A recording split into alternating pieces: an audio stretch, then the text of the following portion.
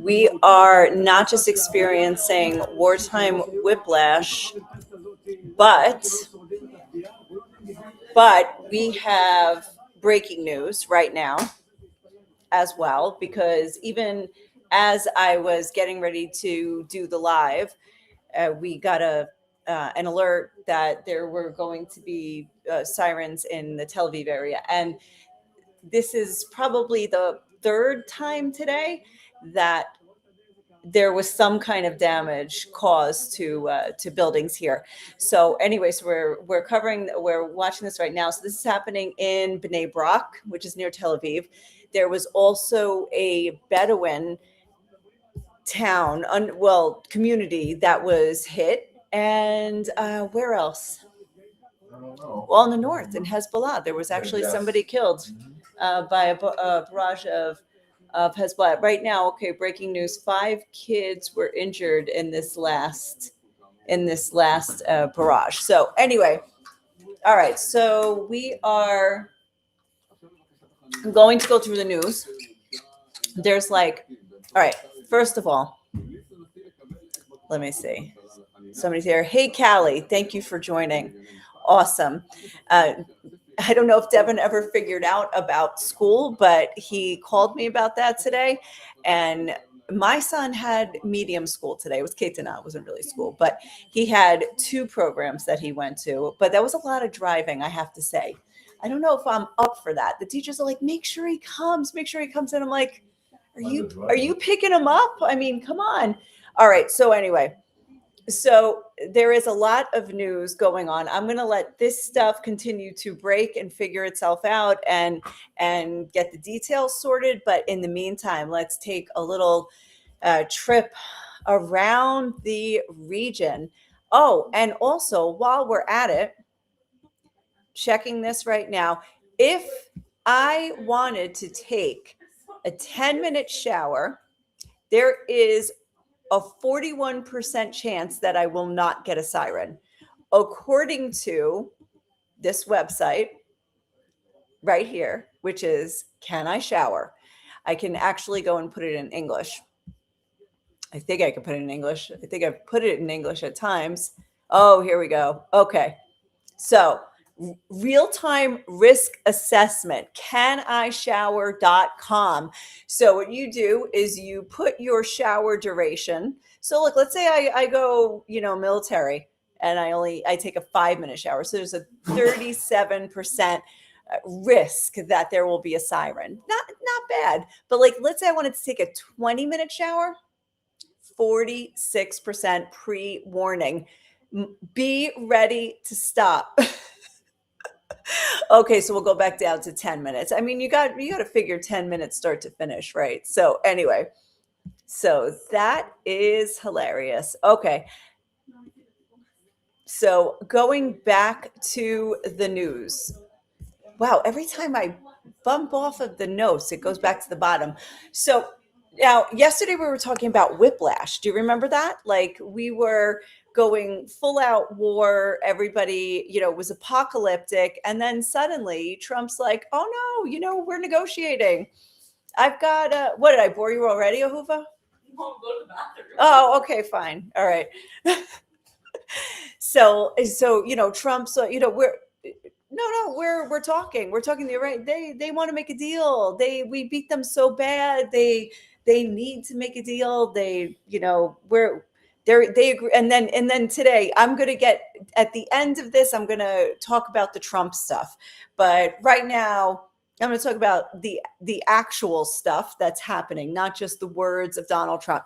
So he says all that. He's like, yeah, maybe we're not going to attack. Israel was never mentioned.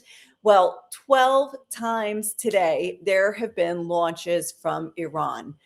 And some of them made some major hits. Like I said, Tel Aviv, appears twice in the morning. How many buildings did they say were damaged? Like a dozen buildings damaged. Looks like the actual, again, it could have been the actual missile, or I'm not sure if it was missile or shrapnel or the aftershock that caused the destruction. But several buildings are unlivable. in the Tel Aviv area, then in a Bedouin community, which is, they say it's like an unrecognized town or village or whatever, there where there's definitely no shelters. I mean, heck, they don't even have real buildings. They have temporary structures that they build. Maybe they don't consider them temporary, but they're not like, brick and mortar. It's like kind of like one level up from tents that they have, and they definitely don't have shelters there. So there were a couple of injuries, including a mother and a child. And but then the deadly attack happened when Hezbollah launched a barrage of 30 missiles in one go in the north.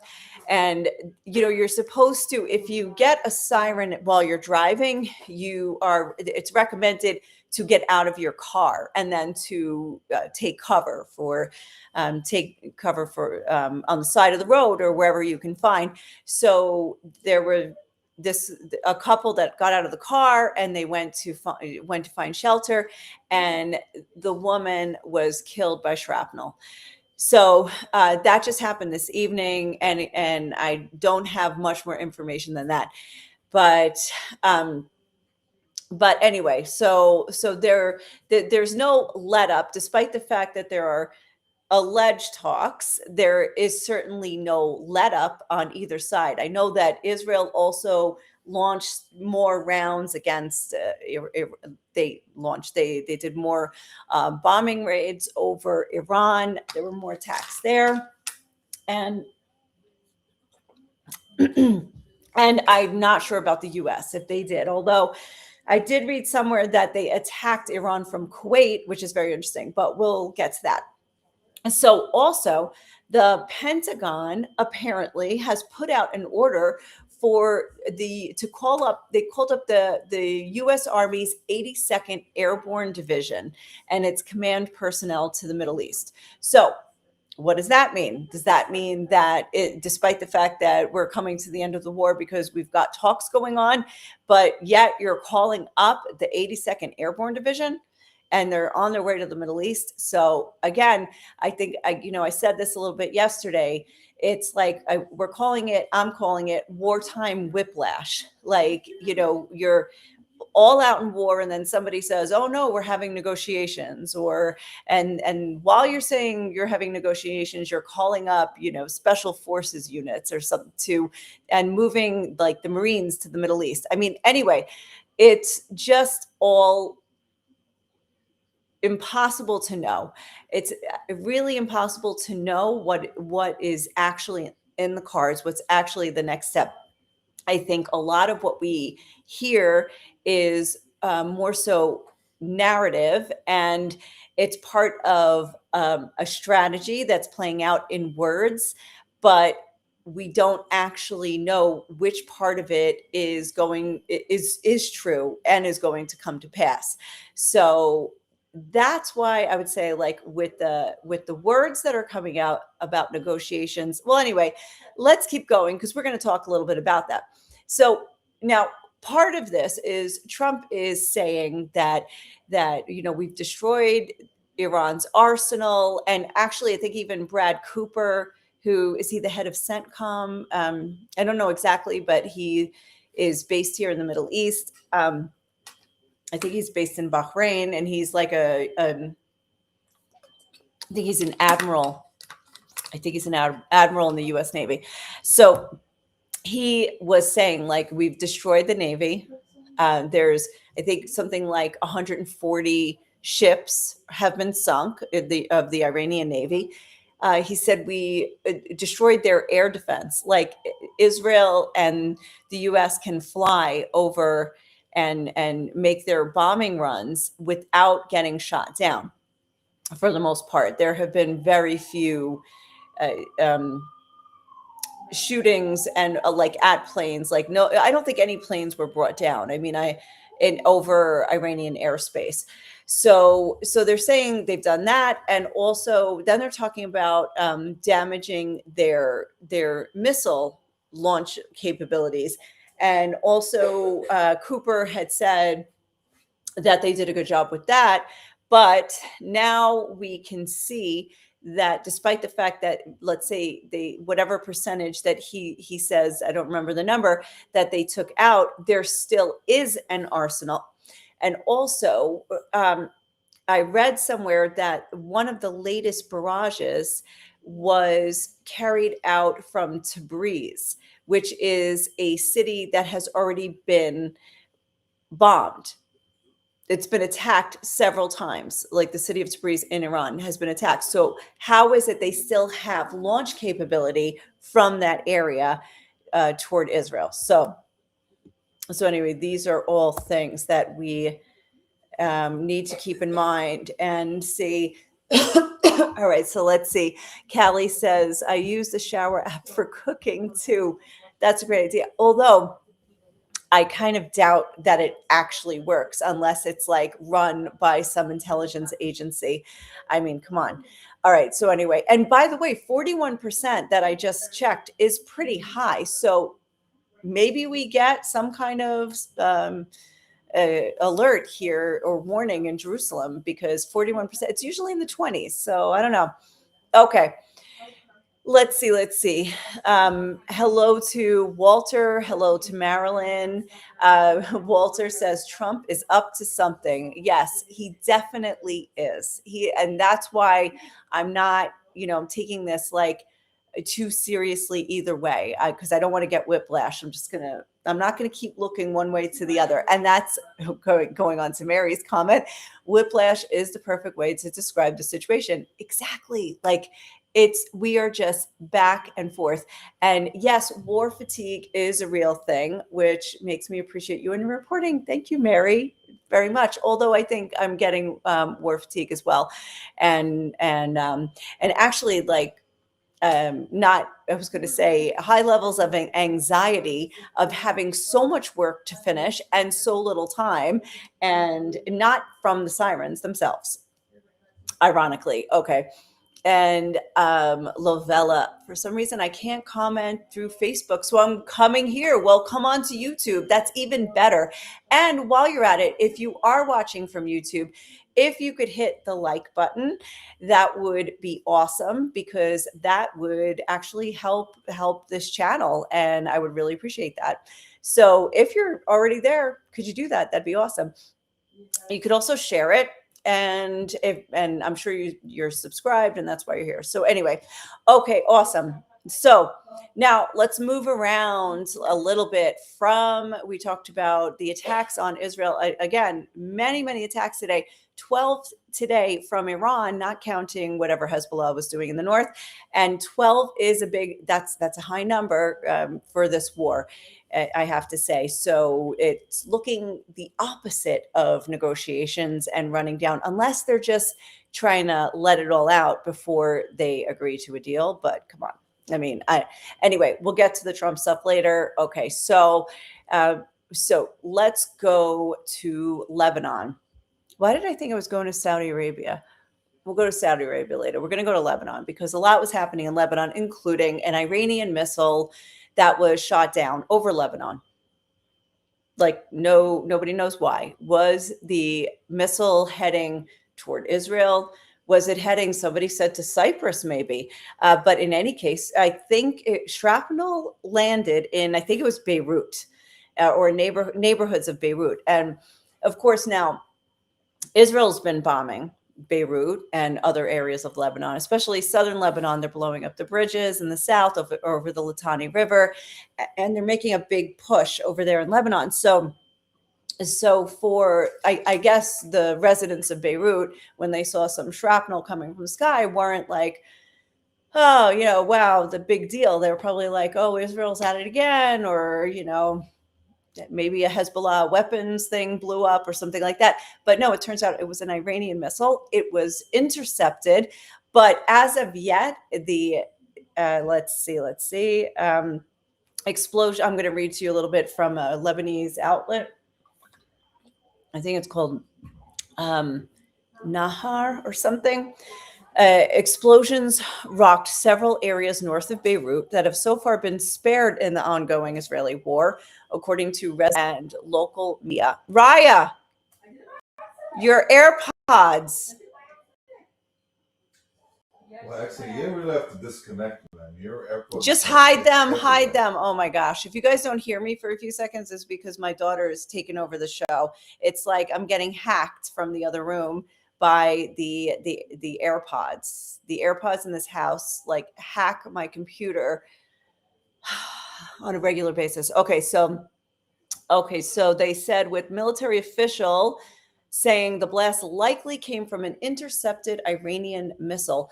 Footage broadcast by the local channel showed a building with shattered windows and shrapnel piercing one of its walls and a crack in a small wall beside it. A Lebanese military official told AFP they suspected that the culprit was likely an interceptor missiles targeting an Iranian cluster missile, and the projectiles have spread to several areas. He did not specify the missile's target or who intercepted it, but neighboring Israel routinely shoots down incoming fire from Iran. Media reports said the Iranian missile was likely targeting either the Hamat airbase or the U.S. embassy in Okar, which I guess is in Lebanon.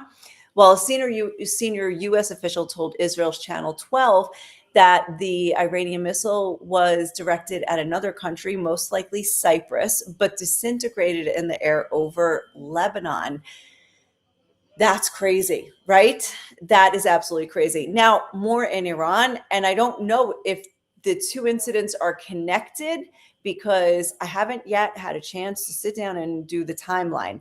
But Lebanon has expelled the Iranian ambassador from Lebanon. So big diplomatic move there. Now, Hezbollah criticized that because Hezbollah is the Iranian proxy there. So where do I have the quote on that? Let me see. Hezbollah on Tuesday called the decision by Lebanon's foreign ministry to expel the newly appointed Iranian ambassador a sin and demanded the authorities immediately reverse the move. Now, Hezbollah is a part of the government of Lebanon. They actually have run in elections and they have seats there, even though they are an Iranian proxy, but they are kind of like on their own, a really large organization. I think they had at some point 100,000 members. Maybe they still do, something like that. And anyway, they are part of, very much entrenched in Lebanese society. But because of what's happening now with Israel really going to war with Hezbollah during this whole conflict, this whole regional conflict, there are a lot of voices now in Lebanon that are speaking out against Hezbollah and wanting to get them out. Also, back in the summer, after one of the I think the U.S. was brokered a deal, or they were trying to broker a deal, and I think it was part of the ceasefire, maybe it was part of the ceasefire back just over a year ago. And then one of the points of it was that Hezbollah would have to give up its arms. But that was eventually the Lebanese parliament had to vote on that and decided that the Lebanese army would be responsible for disarming Hezbollah. And then from like August until now, it hasn't yet happened. It hasn't yet been enforced. So we have to see where that goes. Okay, more from Lebanon. Lebanese forces leader Samir Gadjia said Tuesday that Iran must compensate Lebanon for all war losses. It was not the Lebanese government that made the decision for war, and we will not accept a single penny being paid from the state treasury and the pocket of the Lebanese citizens to compensate for these losses, he told MTV. Gajia also, I'm sure I'm butchering his name, sorry, also welcomed the Lebanese Foreign Ministry decision to expel the Iranian ambassador, adding that it is now certain that the Islamic Revolutionary Guard Corps are directly managing operations from Lebanon.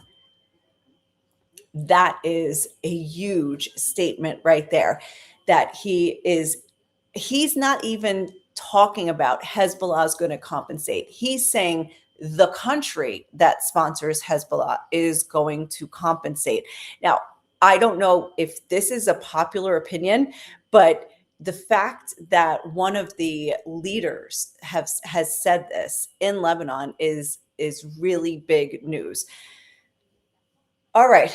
So Lebanon, we'll get back to Lebanon as things unfold, but that is actually big news coming out of there today. Expelling the Iranian ambassador, having a missile shot down over your territory where the Iranian proxy is operating and is at war against Israel in solidarity with you, Iran. Like, and then a government official saying, yeah, Iran, you compensate this, like everything that is, because Israel is mowing down sections of Beirut where Hezbollah is known to operate. It looks like there's pictures from Beirut and you're just like, Beirut is Gaza. Like, it literally looks like Gaza. So that is pretty crazy. Okay. Let me see. Oh my gosh, there were a million comments while I was on another screen. I'm sorry. Okay. Jennifer. Oh, thank you. I hope I am centering you. I need centering. Okay. Oh, and you're with Connie Wilson. Hi, Connie. That is awesome. Yeah, I want a coffee too. That'd be awesome. Okay. And Lavella says the cat. Oh, today's your cat's 12th birthday. We don't know our cat's birthday because she came to us from the streets. But where did she go? Anyway, Outside, she's actually. Oh, she just went She out. just went out. She's She has restless. to do her business. Very restless. That is so funny. So you said she was watching something out the window, but I don't think she could care less about missiles and stuff. So it's probably just a bird. So we don't have to get excited. Awesome. Wow, I missed so much. Okay. So yeah, Callie, Lebanon, huge. And Carol, hello. Okay. All right, let's see. So now we're going to move to other parts of the world. Okay, the Houthis. Remember the Houthis? The Houthis based in Yemen, another Iranian proxy, quasi proxy. They kind of have their own thing going on. They're kind of the leaders of a certain part of Yemen that's contested. They, whatever. Anyway, big stuff. They shot a bunch of missiles at Israel during the war with Hamas, but they have not done anything about this one, and everybody's been waiting. However, they issued a statement today where they said the continued closure of Al-Aqsa Mosque will open the gates of hell upon the Zionist entity and will shake the security of the entire region. So there you go. So nothing to do with Israel attacking Iran or bombing or all their sites or assassinating the leaders. No, you've closed Al-Aqsa Mosque. Well, you're going to pay the price, and we will shake the security of the entire region. So now, this is like, I have to say, like when Trump says something like, oh, negotiations or not negotiations, and we're all like, oh, what? Oh my gosh, let's not get excited about this either, because the Houthis have issued a lot of statements and they are saber rattling to a great extent. But so far, not one missile has been launched during this particular 25-day so far conflict. So let's see what happens. Let's see if they really mean it. And it's interesting that they put the statement out after Ramadan and after Eid al-Fitr. Like, Ramadan came and went. For most of Ramadan, Al-Aqsa was closed because of, gathering and stuff like that, which is what we can now expect with Easter. Like, you're not really going to get into any churches during Easter. So we will, we kind of know that that's going to happen. But Al-Aqsa was closed. It was closed for the Night of Power. It was closed every Friday night, except for the first one. It was closed for the ends prayers and for the Eid. And so, very upsetting for the Muslims who live here, who would have want to have gone. And also, drew a lot of condemnations from other countries as well against Israel for closing the mosque. Now, Israel, of course, closed the mosque because of they have restrictions on gatherings. So only 50 people at a location. And also there always needs to be a shelter accessible nearby. So anyway, that is what they say, why they closed it. But the Houthis are very upset that it's still closed. So I put out a short video just asking, what is more important, freedom of worship at the risk of your own life? You take your life into your hands. If you want to go, you go. And, if there's a missile, well, you're responsible now. Or does the state really need to take responsibility and enforce such restrictions that they have? By the way, they don't enforce restrictions across the board anyway, because if you go into a lot of the ultra-Orthodox neighborhoods, they didn't miss a beat. Not during COVID, not during wars, not during anything. Weddings during COVID, 600 people at a time. Schools never closed. But not so for the rest of Israeli society. So it's not just like, the Jews. It was like, no, just the some that did what they wanted and nobody enforced anything. So in that case, anyway, moving on. Okay, so here is, now I don't know who Mark Esper is, but I found a quote from him where during an interview, he said that Iranians have become bolder. And he said after 3 weeks of war, they have become bolder and they will not give in. It is not clear what the political goals are the president has. And the president has said different things in different situations. Yes, we know that. That's part of the reason we have whiplash. Trump is under a lot of pressure because of the economic issues of this move. Okay, so this is his assessment.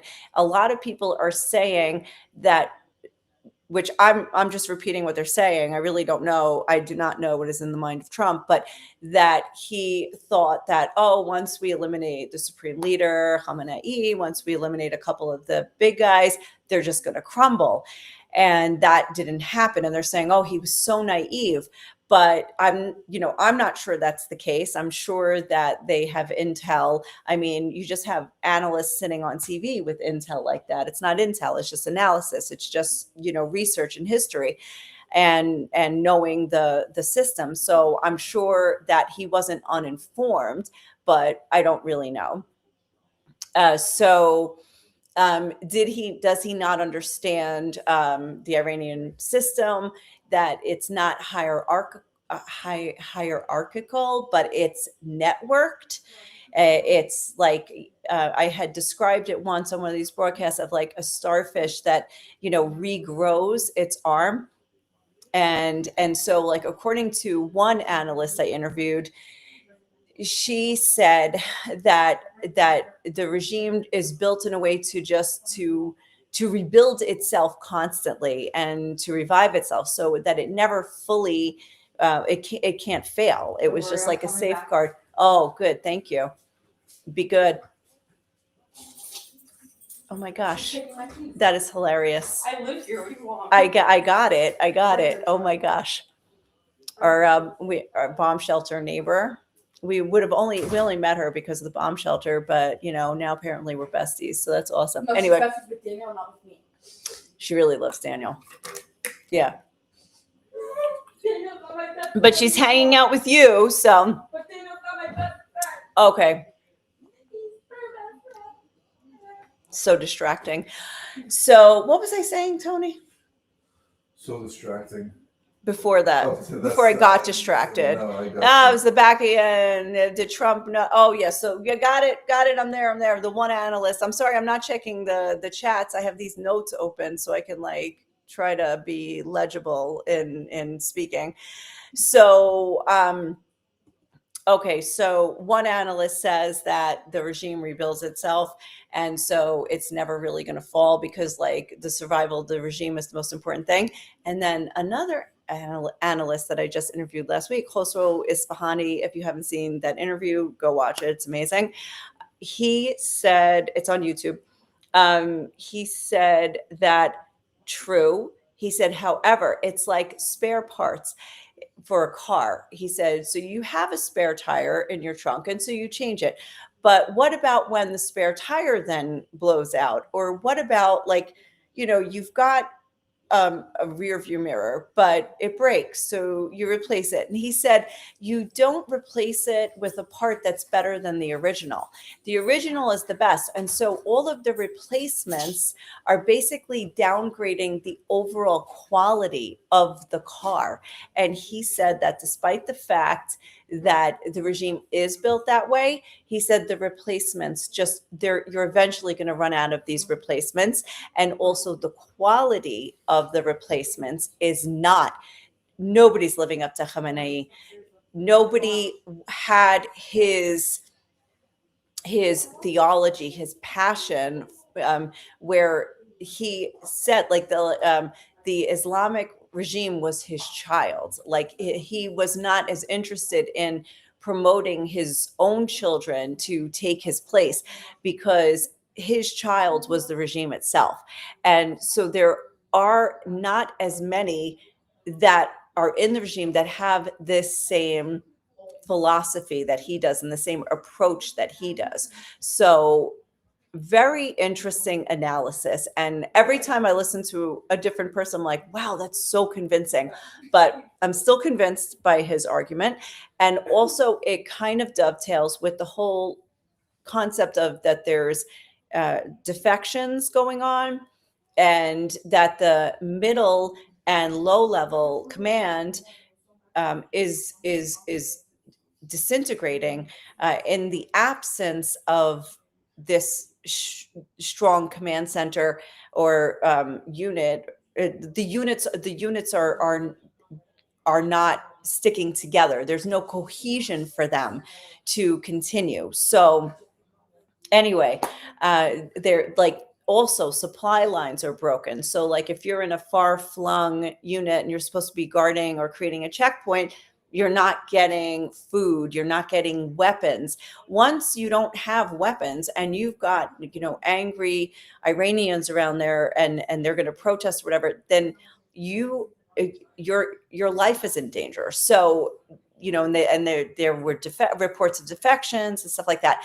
We're not hearing as much about that now as we were in the beginning. I don't know if it's because there has been no internet for, let's say, 25 days or more. About 25 days, because I think yesterday was 24 days, and that lines up with the number of days of war. So it could be we're not getting as many reports. It could be I'm not talking to the right people. I don't know. Anyway, hard to know what's going on in there. So anyway, all different opinions out there. Okay, so the major newspapers in the West are saying, here's another whiplash. Let me give you more whiplash. Sure. Newspaper, this is a conglomeration analysis, was that newspapers in the West are saying that Trump is retreating and because Iran threatened the Gulf states, and now the Gulf states are begging Trump to stop the war. Now, here's where the whiplash comes in. Saudi Arabia, apparently, MBS, the Crown Prince Mohammed bin Salman, apparently asked Trump to keep going. This is, I think it's a Wall Street Journal article. I'm not 100% sure, but there was a report out there in some media that MBS is saying, please don't give up. Please topple the regime. So Are you leaving? Coming back? What's happening? Yeah, I have forgot to bring something. Okay. She brought dessert. Okay. Great. Okay. Forever. Yeah. Oh boy. Wow. Wow. The war on sugar needs to begin quite soon. So Need the ceasefire. a ceasefire with sugar, please, please. No, end it completely. So so anyway, what's true there are are the Gulf states asking Trump, please stop for the sake of our oil that now, by the way, they can't ship. I think UAE stopped shipping gas. Qatar also, they stopped shipping something, gas or oil, not sure. I mean, a lot of the stuff in the region is not getting out because of this. Also, Kuwait said today, the Department of Defense, I'm going to look at a map. Hold on. Let's look at the map because this is unbelievable. Kuwait is like so small. Look how, well, you got to look at it in context, but look how small Kuwait is in this region here. I think only big, like Bahrain is the only smaller one. But Kuwait today, in the past 24 hours, they had 17 ballistic missiles, according to their defense ministry spokesman. 17 ballistic missiles fired from Iran at Little Kuwait. You guys can see that, right? I mean, that's unbelievable. So they shot down 13. I don't think there weren't reports of damage or deaths, but you see Little Kuwait right there in the middle of everything and absorbing that. Now that's a lot of ballistic missiles at a little country, and that's more than Israel's 12. You know, I don't know if it was 12 launches. I don't know if it was only 12 missiles or there were more missiles, but I mean, like, think of those numbers, like 12 at Israel, 17 at Kuwait in one day. So we're talking large numbers of missiles. I mean, you guys get those numbers? Like, we're not talking like they got nothing left. Like, they just shot off over 20 in one day. And not counting, are we counting the one in Lebanon? Like, one went over Lebanon. Where was that supposed to be headed? And anyway, that's pretty huge. So anyway, that's the numbers game that we don't know. Again, it's a lot of stuff that we don't know. Okay, so I'm going to go back to some comments here. Purim, yes, Callie says Purim was definitely happening in Mea Shearim. That is true. It was canceled here. It was on again, off again in other places. They tried to do like some Purim parade. The police shut it down, but not in Mea Shearim. Yes. Okay, and Walter says, according to Trump, the regime in Iran is gone. Right. Okay, so I'm going to get to some of this stuff, and it's difficult to really know. And why doesn't American Israel overtake Iran? Okay, so those are really great questions. And by the way, never apologize for typos, because in this day and age, everything's moving so fast and autocorrect changes things anyway. So those are great questions. And I have heard a lot about this. Like, for instance, the regime, Trump is saying the regime is gone.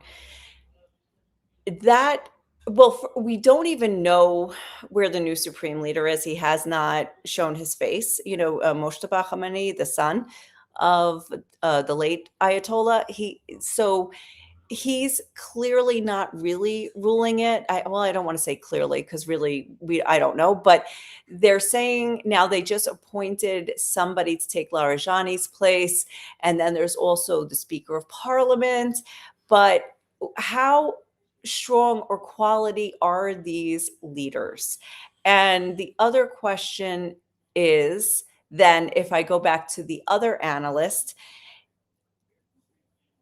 does the regime actually fall just because you took out the top leaders? Now, that would probably make sense in a country like America, or, like in that kind of a government, or maybe, I don't know, in certain governments where it's built differently, and it's built more on a democratic system, because the Islamic Republic is also a religious system, and there are very intentionally a lot of different apparatuses. Like there's the security apparatus, there's the political apparatus, there's the religious apparatus, and they all have their own networks. And also, another thing is the IRGC, the Islamic Revolutionary Guard Corps, is international. So even if, let's say, they crumble in Iran, my question is, and I don't know the answer, is what happens to their networks overseas? So just a lot of, I have more questions than answers. And one of the things, like, I can't fully answer your question. I definitely don't know. But one of the things is they, or like, why doesn't America and Israel overtake Iran? One of the things is everybody's been saying that, like, I'm a war expert. So everybody else has said, you cannot win a war or change a regime just from the air. Eventually, something has to be done on the ground. But there is no way they're going in on the ground now, and at least not in Iran itself. Like maybe, sure, the islands, that Karg Island or Haraj Islands, however it's supposed to be said, or like going in the Strait of Hormuz. Again, that's not land actually, but actually going in on land is going to be another story. And also, since we're on the map, since I haven't moved it yet, I haven't moved the screen, just look at the vastness of this country. This is not a small country. Iran is one of the biggest countries in the region, if not the biggest. I mean, I don't know, it's like on par with Saudi Arabia geographically, but it, spans from east to west and from north to south, from sea to sea, So it's really large. It would be very hard for one military or even two militaries. I mean, there's 92 million people in Iran. So they're not all for the regime. Yes. So, but still, look at the size of that. And then how do you do a land invasion or a ground invasion? I don't know. So I think that's why they haven't really done that yet. And also, I don't think that it's totally accurate to say the regime is gone. I think there's still a lot of apparatus existing. I don't know, like the quality of the leaders there, but it's, I think a lot more capabilities at least would have to be taken out. All right. Now, Cheryl says that's what he said for 5 days of talks. So which part are you talking about? Because I don't remember what that was in connection to what I was saying. And I'm just seeing it now. I think, and well, what's interesting about the 5 days, a lot of people are saying like, oh, that puts us to the end of the week. So it gives time for the markets to correct themselves and things like that. And, but also now, but wait, guys, I do have some notes about the talk. So let me go get to those as well, because I don't know if they'll answer our questions, but let's see. Okay. This is the Gulf states. Is anyone surprised? Oh, Iraq, but we'll talk about Iraq another day. Maybe I'll save that for another day. I have a question. Oh, Tony has a question. Put it in the chat. I always have questions. Put it in the chat. Why are you asking me? No, I'm just kidding. I'm kidding. You can just ask. Go ahead. Maybe you'll add some more, Here, I'll put it. Oh my gosh. All right. So a lot on Iraq, but I'm not going to read it. I'm not going to do Iraq right now because we're going to go. That means I'm just like scrolling a lot because wait. Oh, I don't have all of my stuff on there. Oh, all right. I got to use my notes from here. It didn't all import. Okay. So I got to go to the end of this. Carol says we don't get detailed information in the U.S. about the war. Yeah. And I think also like if you just watch the Israeli news, you also get a very limited scope. I try to check a lot of stuff because I feel like in a regional war like this, we need to know we need to get the big picture, not just our country and what's happening. Like we need to see what's happening in the other countries. Because I think knowing what happened in Kuwait gives perspective of the whole war itself. So anyway, so I did appreciate knowing that. Okay, so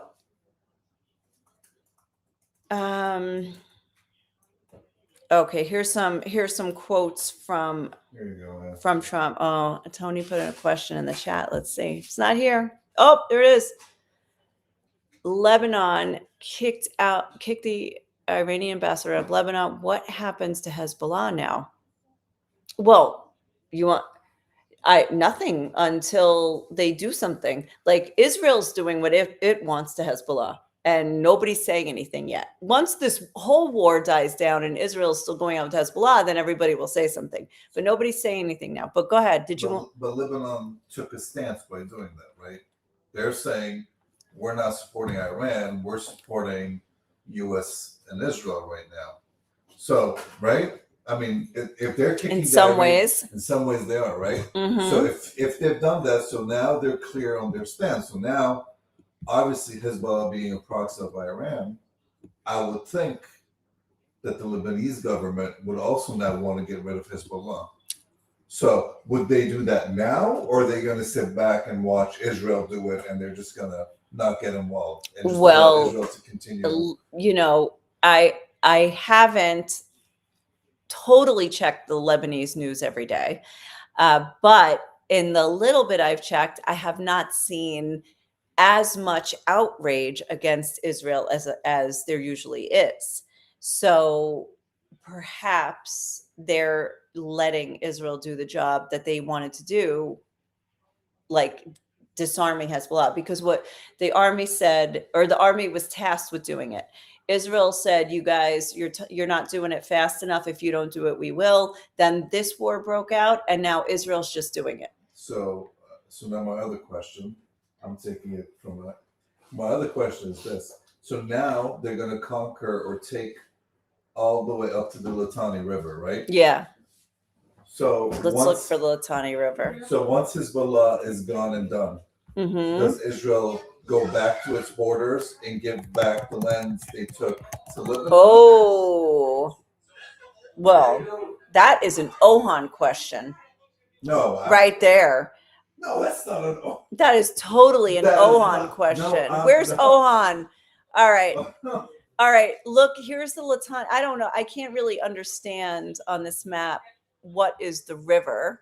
I wrote Litani River, but where does it go? Is that a river?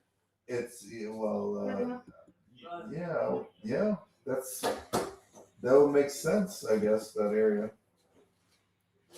I can't tell where the river goes exactly, though. Okay, so, but let's take a look. Let's say the Litani River is generally like this line right here. How far is that north of Israel? From Metula, not much. From Rosh Hanikra, it's a lot. So now, Tony, you were not here for my live yesterday. I'm sorry, like we're having a conversation like right here. Like this is really funny. We're having a live conversation. We're having a live conversation. Welcome to our living room. So do you know that far-right minister Bezalel Smotrich said yesterday that the Litani River should just be the new border between Israel and Lebanon? Now, I said yesterday, that is not going to go over well in most of the world. So, So anyway, I don't know how to answer your question because I don't think at this point they're even thinking about it. They are like, no, I'm sure they're thinking about it, but like the focus is on Iran right now. Like everybody's like ballistic missiles and cluster warheads. And I think that's when things happen, is when the focus is on something on another place, and this is where it's the quiet baby theory. I know this because of the Armenian genocide. That's exactly what happened. World War One. Wow. World War One was a distraction, and then How's that? we got slaughtered. Anyways, It's go the ahead. Continue with your life. It's the thanks, Tony. It's, if you want to, I have two screens here. I can put you instead of the map. You see? Look at the, see? I could put you in the second one instead of the map if you want to jump in. Oh no. All right. So I think that what we have here in Lebanon is the quiet baby theory. It's when the baby is quiet, that's when he's getting in trouble. So you better pay attention. And so I'm not saying that Lebanon's the baby. I'm saying there's a baby situation, and no, we're not paying attention to Lebanon as much because everybody's more interested in, intercontinental ballistic missiles that have cluster warheads or 100 kilograms or 500 kilogram warheads or whatever. And so nobody's paying attention to Israel going and blowing up bridges along the Litani River and basically laying the ground for definitely a ground invasion, if not more. Like Tony is saying, possibly an occupation, possibly changing the, what do you call it there, the borders there. So, and if Lebanon is happy to get rid of Hezbollah at the expense of losing territory or not, good questions. And I don't know. Okay, so Carol said history says Israel should maintain a presence in Lebanon. Remember that Ehud Barak pulled out, the IDF and Hezbollah went in. Okay. And Jimmy says, glad you're safe. Thank you. And you too, considering they're saying that maybe that missile was meant for Cyprus. And also ask Tony if he made a bracket for the NCAA. I think Tony answered you there. Okay. Tina says, if they do make that the new border, there's a prophecy in the Bible about that. I have to find it, but I heard it on Bible Facts. Oh, interesting. Okay. I don't even pretend to know any eschatology or anything like that. Okay. Oh my gosh. Jennifer says, I think the quiet baby theory should be renamed the quiet John Sisyan adolescence theory. Yeah, they are all quiet right now, which is kind of strange. And the neighbor's here too, I think. I think she's like, this is hilarious. Let me check the can I shower? 44% for a 10-minute shower. It went up, I think. Okay. So let me go back to, because I'm going to wrap this up. Oh yeah, but it's on my phone. That was the discovery. It was on my phone, not on my notes. Okay. Well, we said Iraq, but we're not going to talk about Iraq because we have just gone on way too long. I'm going to tell people should be, if there are people watching on YouTube, let them click on. Tony says, click on the live. Click on like it. Oh, Tony says, if you're watching on YouTube, could you like it? Put a thumbs up. Okay, put a thumbs up. Thank you. Okay, Trump stuff. Literally, that's the heading in my notes, is Trump stuff. Okay, Trumpian. We have really changed the regime. This is a change in the regime. I think he said we have really regime changed. It's like a verb now. This is a change in the regime because the leaders are all very different than the ones that we started off with. They gave us a big present worth a tremendous amount of money. It arrived today. It was oil and gas related. We are dealing with the right people in the government, apparently. And nobody knows, like at some point yesterday when this came out, nobody allegedly knew who was the person he was dealing with. Like, it's probably not, he said it's not Moshtaba, who is, the successor, who might not be alive. Okay. So here's what Iran says. So here is a quote from an a senior Iranian official. I don't have a name. There has been an exchange of messages between Iran and the United States in recent days. This process is an initiative initiated by Washington. These talks have not yet reached the level of full negotiations, but through mediators, a feasibility study is being carried out to achieve an agreement that will end the war.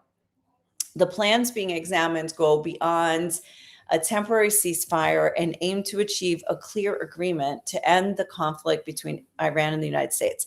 Iran's position has always been clear, and Tehran is ready to consider any acceptable proposal. This is like the merry-go-round. We're on the same, we're on the same ride again. Iran is not seeking a meeting or direct negotiations with the U.S., but if a plan for a stable agreement is reached within the framework of preserving the national interests of the Islamic Republic of Iran, it is ready to listen to it. Iran is ready to provide all the necessary guarantees not to develop nuclear weapons, but considers it right to use nuclear technology for peaceful purposes. In conclusion, he emphasized that any possible agreements must also include the lifting of sanctions imposed on Iran. Okay, so you can see here that they are not going to give up their nuclear, but they say they won't make weapons. But the last quote from Trump that I'm going to read is regarding nuclear. He said, that's number 1, 2, and 3. They will never have a nuclear weapon. They've agreed to that. So do we have an agreement in the works? Now, they're not directly talking, as you saw, or, as the Iranians said. And so I don't know where this really all stands. I don't think anybody knows where it really all stands.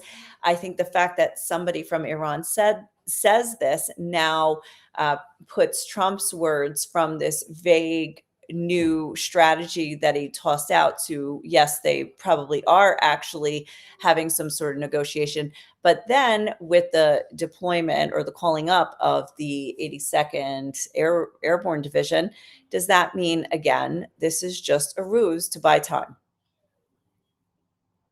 No idea. If you came here for answers, sorry. Yeah, I don't know. But that just means you got to keep watching. I mean, how about that? That hilarious. I didn't really mean to go there, but that's how I thought I could end it. So I think I'm done. Wow. I think I'm done. That was a short one. I didn't think I had this much to say. 1 hour. Oh my God. I can't even really blame distractions. They weren't that bad. Conspiracy theories. No. Let's talk about conspiracy theories. I'm sure if you ask people right now, Here, chat, Tony. Here you go. Here you go. Here Here you go. You want to talk? You take it. When I do my live, I'll definitely do You take it. theories. Okay. Tina's got the scripture, Obadiah 1:20. Come on, see, I'll have to look it up. I'm telling you, I don't comment on prophecy though, because it's as Obama once said, it's above my pay grade. No, I'm just kidding. I just feel like I'm probably not qualified. Let's see. I'll read the scripture though. 1:20. A company of Israelite exiles who are in Canaan will possess the land as far as Zarephath. The exiles from Jerusalem who are in Sfarad will possess the towns of the Negev. Well, so many theories and opinions. I am not going down. I'm not going down this one right now, but I will click on that link and we'll watch that later. I won't comment on it though.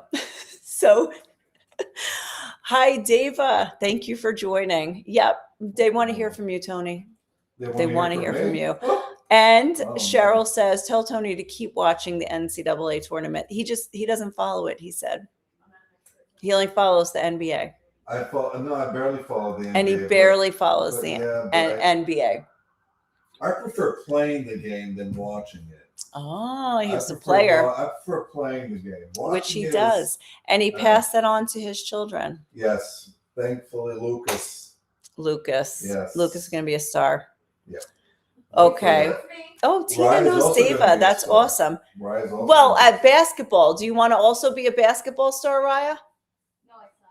No, you don't. No, You're actually good. I saw you shoot. Yeah, and you've got the height for it too. But you choose. We'll let you know. Jimmy says, thank you for not discussing eschatology. Yeah, I can't. And he says the NBA sucks. Well, oh, stop it. All right. And you can tell the fog of war has gotten to me because I'm Oh, Major League Done. Baseball, Walter. Yes. Oh, New York and if Yankees. Callie's here, for New sure. York Yankees for sure. Even though they're not having they're having They haven't had a good season since you liked them. I know. Well, actually, since they won the 27th, their 27th World Series, Mhm. it's been a downhill from there. It's been up. It's been done. Hilarious. I mean, they were okay last year. All right, this is funny. Okay, I will tell them that Jimmy says hi. And anyway, I'm gonna go try to write an article before the next siren or go to bed or something. Or ask people, maybe they want to share, they want to talk conspiracy theories. If you want to talk conspiracy theories, I will hand Tony the laptop. No, I won't, because I need it, because I have to write my article. Conspiracy Theories with Tony is going to be a new show on this channel. He's going to start it tomorrow, and I'm out. And Callie is still here and says, go baseball. Does Tony know that Paul Goldschmidt supports our baseball program in Jerusalem? No, do you know who he is? No, I don't know who he is, but he doesn't know who he is. I'll definitely look him up. Oh, Carol asks, has Israel, thank you for keeping the conversation going past an hour, and no conspiracy theory. No, here's a non-conspiracy theory. Has Israel exhausted its targets? According to a military spokesman said the other day that they have another, this was like maybe a week or two ago, they have another 6 weeks worth of targets. They have a bank, they have a book, and they have another 6 weeks worth. And that gave people, like a lot of people here, like just this, like, oh God, 6 more weeks. So, okay. And Tony, they're asking for your favorite MLB team, which I can tell you is the Yankees. My influence. What about what? I'm a Mets fan. Oh my gosh. Have you ever worn Ahufa's from Queens as well, but she likes the Mets, and wow, that's really funny. Okay. Yeah. Oh, Goldschmidt is the Yankees' first baseman. Sorry, I am still back in the days of Don Mattingly, Callie, so don't ask me. I got stuck in that. I could give you the whole lineup. It was like Ricky Henderson, Willie Randolph, Don Mattingly, Pagliarulo. Yeah, anyway, I can't do. Oh, good. Walter with the Yankees. Yes. Oh my gosh, Tony, you've got a lot of people signed up for your conspiracy theory show. Stefan's going to join you. I think Cindy Lou's going to join you. And listen, my conspiracy theories is very much based on people who live in the old city of Jerusalem. That would be fascinating. Right, which has a lot to do with the media that they get their stuff from. We believe that the war between Iran and Israel, we believe that the talks that Trump is having is not actually with the Iranians, but with the Russians and the Chinese. Say it again. The talks that Trump is having is actually Chinese and Russian influence, and they have a lot of say. Chinese and Russian influence. Right. I don't know. That's who know. You know what? I don't not believe anything these days. Working behind the scenes. It's not like they're doing nothing. It's not like the Russians are sitting by saying like, "Oh yeah, go ahead, guys, blow each other up. We don't care." The Chinese, you think they're sitting back saying they don't care? There's so much going on. We don't know. By the way, yes. What is your dad's name, Callie?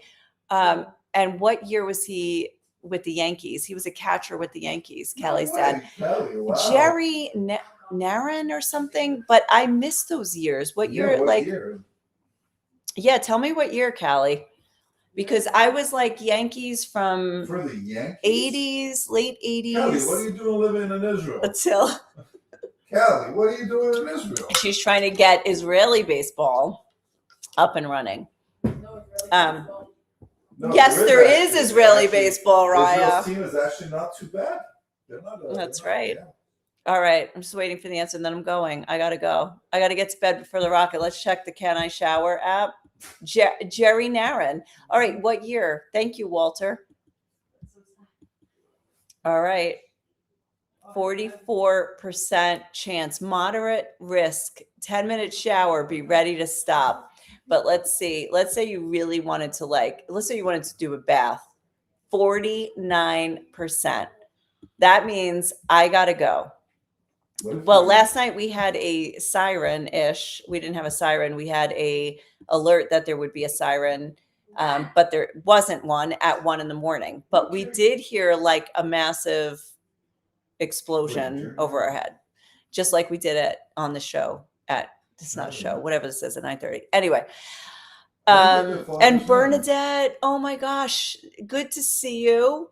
And I love your stuff. I Substack thank you for loving my also. Substack. Thank you. I would love to even write more when I'm not trying to write articles like for a newspaper, but thank you so much. And yeah, I mean, look, I try to find so much, like I find so much news, and like what is the point of only me knowing it? Like I like to share it, because like if it just I know it, who cares? And also I'm getting it from so many different sources, and for the most part I think trusted sources, but always check. Okay, Jerry Naran, thanks for, now we're going to do a bio on Callie's dad. Jerry Naran, he was drafted out of Israel in 1974. Oh my gosh. Wow. But made the big league team, I think in 78. He was Thurman Munson's backup catcher. So New Yorkers love him. Ooh. Right. So Thurman, I was coming in on the tail end of that era. And, you know, David Winfield and Dave Winfield and all these guys. Oh my gosh. Very cool. Very cool. Very cool. So, wow, what a great Wow. conversation. See? All right. See where your politics lead to baseball. Yep. But guys, tune in tomorrow for Tony's conspiracy theory show. Yeah, wow. Thank you for the Yeah, I won't be here. I'm going to go to sleep during that time. Awesome. All right, I'm gonna go, but we're gonna go wind down before the next revving up. So anyway, thank you so much. This was awesome and a lot of fun. And